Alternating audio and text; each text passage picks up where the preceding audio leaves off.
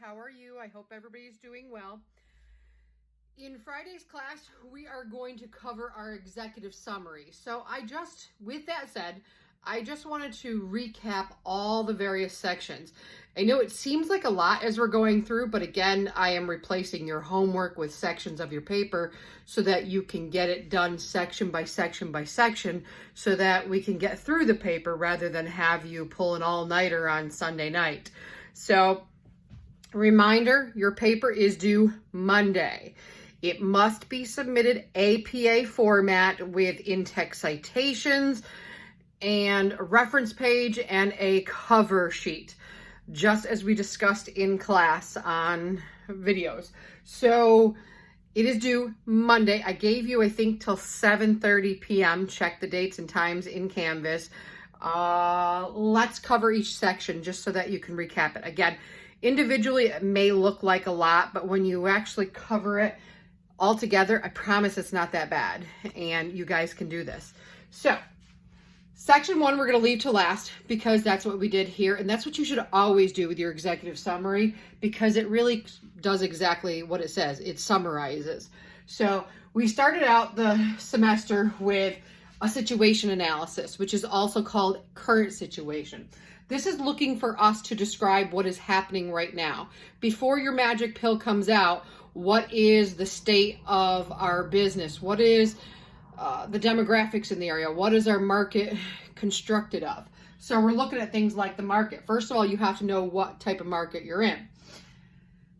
Your competition. What are the competition things out there? What are the businesses out there that you would be competing with? Again, I know one of you has like a magic diet pill or whatnot. You would be looking at other entities, and you might think, well, there's not another magic pill out there that erases all your fat. Yes, but there's a lot that claim to. So again, you'd be looking at even the pills in Walmart, any pills that are sold in the local area. So market, your competition, services, and you might think, well, I'm selling a pill. Yes, but what happens if that pill doesn't work for somebody? Do they have a money back guarantee? That would be a service. Do they have somebody like a toll-free line to help with any questions or comments or concerns? That would be a service. Online, when we get to your social media strategy, those would be services. So first, in situation/current analysis, you have your market, your competition, your services, your distribution, meaning what is the distribution channel? How do you sell your products currently? Macro environment, again, I'm not going to go into the discussion on each of these because each of these classes have had classes discussing the contents of them. I just want to recap really quickly. But your macro environment is your overall. What's going on in the world right now that would affect your pill and the sales of your pill, the success of your pill. And there's a lot to talk about. We're going through a global pandemic right now that would definitely affect the distribution and the sales. You wouldn't be doing direct marketing, going door to door or anything like that. So your macro environment, there's a lot to talk about there. Your historical results, it's not necessarily meaning for this particular offering, this particular product, but if you're selling a diet pill, what are historical results for diet pills in general in the market? Are they successful? Are they a big business industry? So you could talk about the historical results for that market or that industry in general. Section 3, and that's all I need for section 2. Literally, that's probably the longest one that you're going to go over because there's a lot of different content there. Section 3 is segmenting, targeting, and positioning. This is where I've seen a lot of you guys have done great work. As I'm reading through some of these things, you have done fantastic work. But the segmenting and the variables, that's why I put it on your quiz, because it still seemed to be a contentious spot. So segmenting is not the variables like demographic, geographic, psychographic, and behavioral. Segmenting is how we are grouping every consumer out there, we're grouping them together based on these variables like their demographics. We're not saying we're segmenting by demographics. We're saying we would segment by saying, well, I probably have users that are between the age for a diet pill. You definitely wouldn't want kids. I'd say 18 to 30, 30 to 40, 40 to 50. Those are all different segments. And you might say, well, I just say I'm going to segment and put under that section that everybody's going to use my diet pill. No, that's not how marketing works. Marketing says that we need to segment because various groups of users we would need to market to completely different based on their age, gender, sexual preferences. Again, that would be lifestyle. So that would be into your psychographics. So those are different ways that we separate people based on what they are, based on their demographics. Geographics would be things like I would segment, and I would have segment groups in there. I want to reach the southern tier, which would be Chautauqua, Cattaraugus, things like that, Erie County, things like that, because I'd want to market to them. Erie County would be a bigger city, rural section than we would be. We're more country, urban. So that would be ways that we segment people. But the segments are the individual things that we actually pull apart each one of our consumers based on the variables such as demographics, their age, religion, gender, their geographics would be their location, or the US versus, if we're talking about a global market in the end, you might say US, European market, things like that. Psychographics would be their lifestyles, their behaviors, things like that. So these are just simply ways that we can segment. So segmenting is all the different all the different groups of users based on the variables. Targeting would be where we want to focus all of our efforts, where we want to direct everything to that particular group. I asked you to do 5 segments. So I need 5 segments and I need 2 targets. So 2 targets would mean 2 different groups within those 5 segments that I feel are going to bring us the most amount of revenue. So all of our marketing efforts are going to be focused on those 2. So the targeting here is from this group of 5.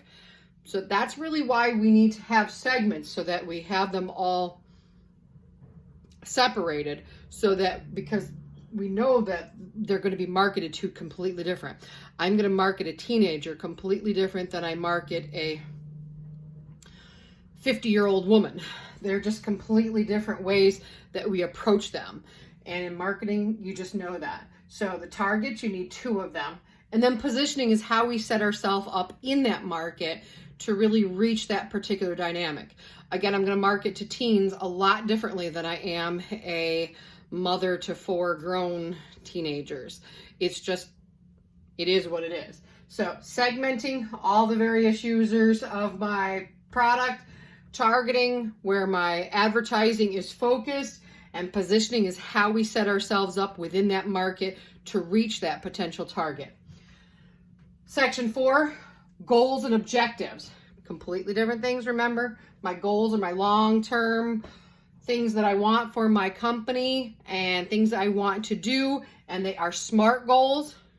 So follow the SMART goal. They need to be, for this paper, complete SMART goals. So I needed 2 of them, and the objectives are the ways we reach those goals. They're short-term goals to get to the actual real goals. So we're going to ask ourselves questions like, why, in this section, I also need, why are we doing this marketing plan?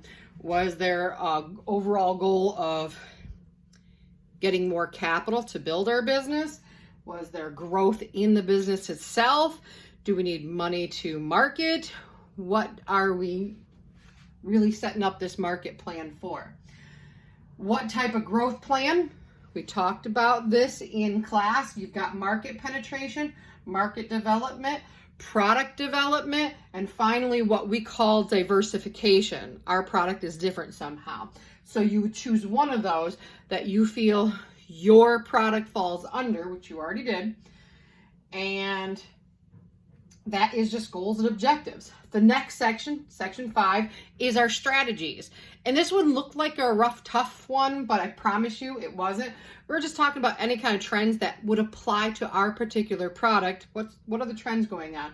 Again, this could be macro or micro, meaning small in our own little environment, or it could be overall for the United States or global trends, technology, things like that. Again, if I'm doing a diet pill, maybe laser surgery for weight loss or something would be something going on that would definitely directly affect my particular product. So any trends that are going on, branding strategy, which again is your physical strategy of what colors you chose, why you chose those colors, what are you, again, colors appeal. If you've ever done color study, and I'm sure you talked about this in Marketing 121, but color affects a lot of different things. It affects moods. Again, they talk about how you can literally color the rooms red and it brings excitement versus yellow versus stale white. So what colors did you choose for your product? Branding. What are the colors that are going to put on the box, on the actual pill bottle, on whatever it is that you're marketing outward for? And remember, for our presentation, you're going to need that physical brand. So we got our trends, our branding strategy, our pricing strategy. We talked about that quickly in this section. Your logistics strategy, how we get it. Again, you need to talk specifically on how you supply from the basic vendors to in-house for you, how you create your pill, and then how it goes out the door to the customers, the various logistics strategies you have.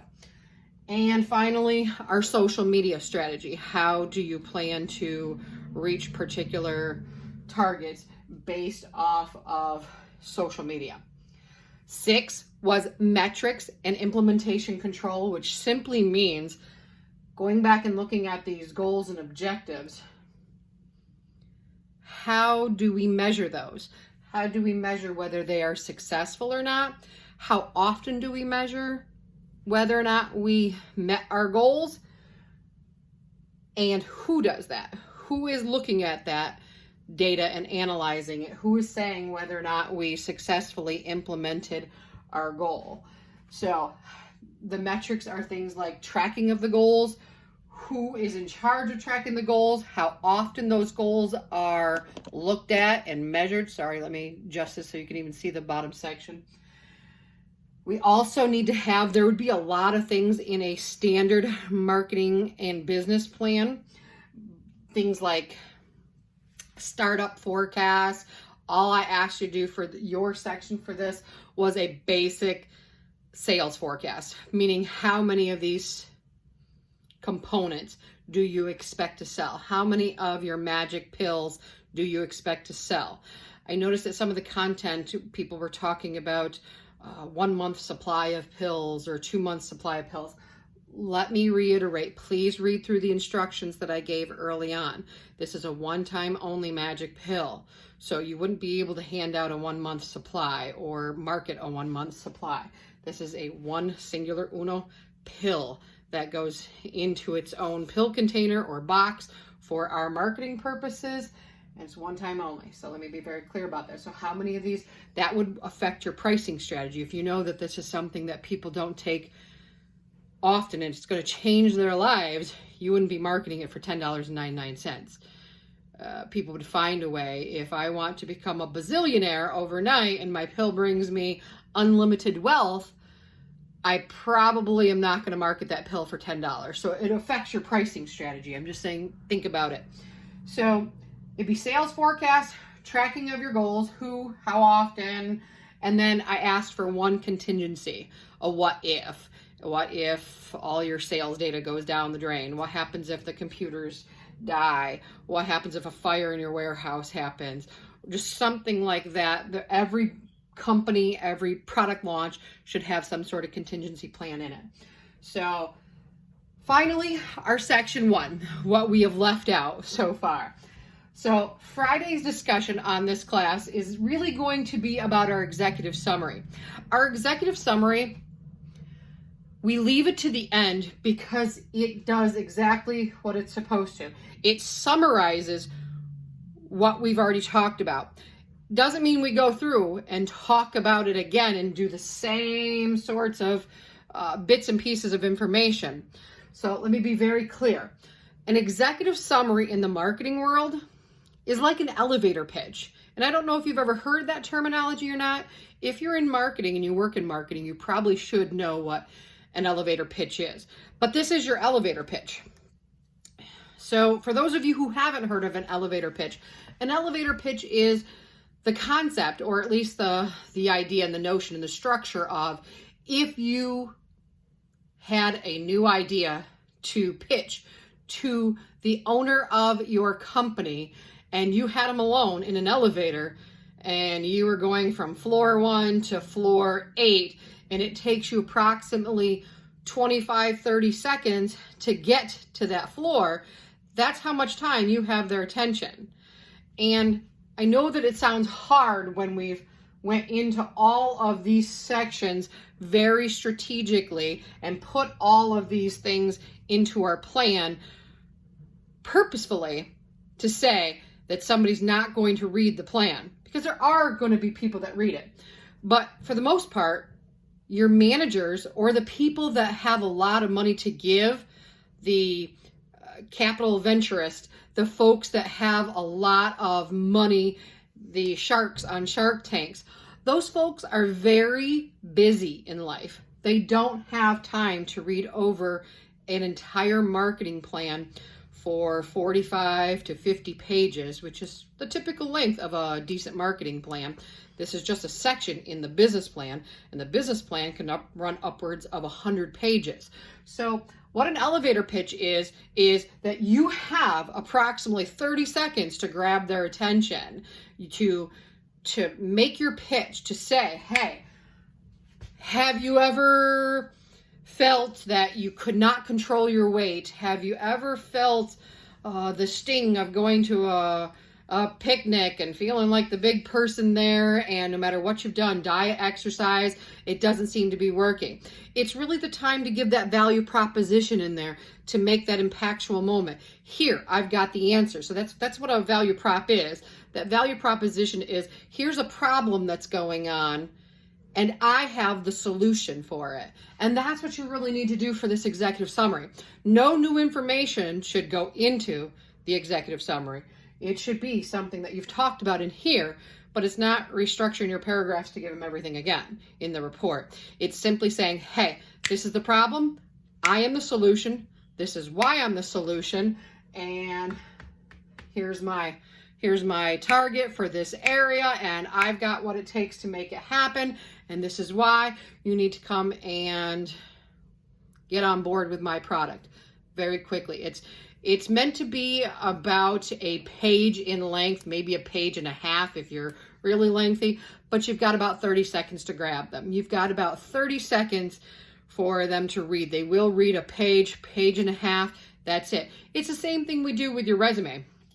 Why we talk about how it should be on like 1 or 2 pages, because after that, you tend to lose interest. So again, these folks that are very busy, the executives in your companies, the owners, the CEOs, the CFOs, these folks are exceptionally busy, and we need to make our pitch, make our argument very quickly, grab their interest enough for them to want to read more, or to come and speak to us and have us explain it or pitch it to them. So this is really what an executive summary is.